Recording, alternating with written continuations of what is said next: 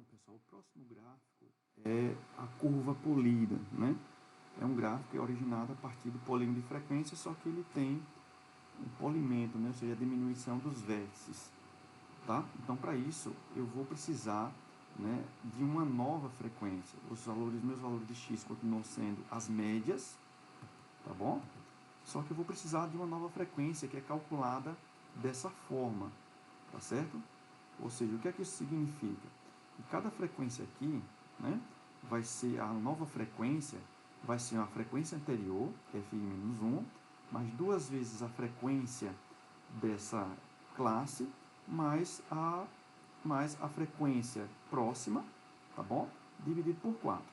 Então, essas frequências aqui, elas se referem às frequências simples, tá certo? Então, a gente vai fazendo cada uma e explicando de forma bem devagar. Então, vamos primeiro calcular essas novas frequências. Aqui eu vou calcular f de c, tá bom? E aqui vai ser o quê? Lembrando que tudo que eu tenho que dividir por 4. Então, aqui igual, eu vou abrir parêntese. Então, eu vou pegar a frequência simples anterior, nesse caso anterior a 13, né? Então, não tem nenhuma, nesse caso é 0, tá bom? Mais duas vezes a frequência dessa classe, no caso a frequência da classe 1 é 13, tá bom? Mais a próxima frequência, que seria a frequência de mais 1, que é a frequência 2 da classe 2, no caso aqui seria 9. Pronto, então aqui eu fecho o meu parênteses e divido tudo por 4 e dou um Enter, tá bom? Esse procedimento aqui, para a gente otimizar, né, eu posso chegar aqui e dar 2 cliques, e aí esse procedimento ele se arrasta. Só que olha só, aqui era para estar a frequência anterior, né? E está 0. Nesse caso a frequência anterior aqui não é 0. Nesse caso a frequência anterior é 13. Então eu faço essa modificação, dou um Enter, volto para cá e dou 2 cliques novamente.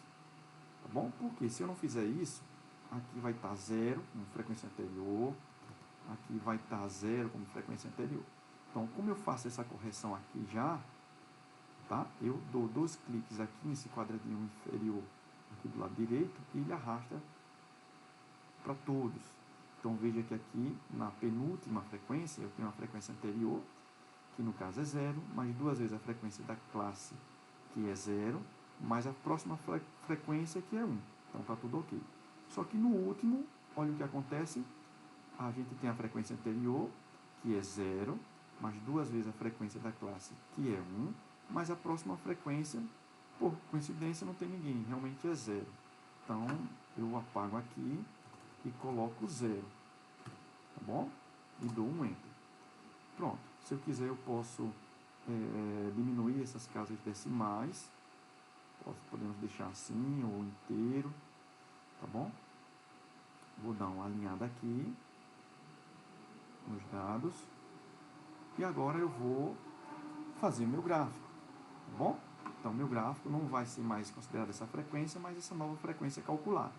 Então, com isso, eu seleciono aqui novamente meus dados, os valores de x, que continuam sendo as médias, e a nova frequência. Então, aqui, inserir, gráfico de linha novamente, somente linha, próximo, série de dados em linha, próximo, vamos olhar se está tudo ok, não está, tem um monte de linha, então vou apagar todas essas linhas, remover todas, e adicionar uma nova série. A nova série, no caso, eu clico aqui em valores de y, e eu venho aqui em intervalo para valores de y. Então, intervalo para valores de y é a minha nova frequência, pegando a partir da célula vazia, né? Veja que o gráfico acabou atrapalhando um pouquinho aqui, tá? Então, ter cuidado com isso. E para as categorias são os valores de x, que no caso permanecem sendo a média, pegando a partir aqui da célula vazia. Então, vou aqui em próximo, novamente vou deixar, não quero minhas linhas secundárias horizontais, eu quero os valores as grades verticais. Então aqui, ok, e aí eu tiro essa legenda que não me interessa, e aí eu finalizo. com isso eu tenho aqui a minha curva polida, tá bom? Que é o polígono de frequência, né, com a diminuição das curvas, né? E você está acentuando, né, deixando ele mais tendendo para uma curva. Então aqui eu posso dar 2 cliques, adicionar aqui com o botão direito, adicionar os rótulos de dados, né? Então aqui, pronto, eu posso diminuir aqui o gráfico e aqui eu tenho a minha curva polida, tá bom? O que é que representa essa curva, né? Essa curva aqui seria uma tendência para representar se eu tivesse um volume maior de dados, né? Isso aqui não significa necessariamente que essa quantidade mínima de dados será essa curva, será uma curva desse tipo, mas significa que se eu tivesse um volume muito grande de informações, né, esse volume grande de informações em termos de curva seria aproximadamente dado por essa curva aqui. A interpretação é a mesma, né?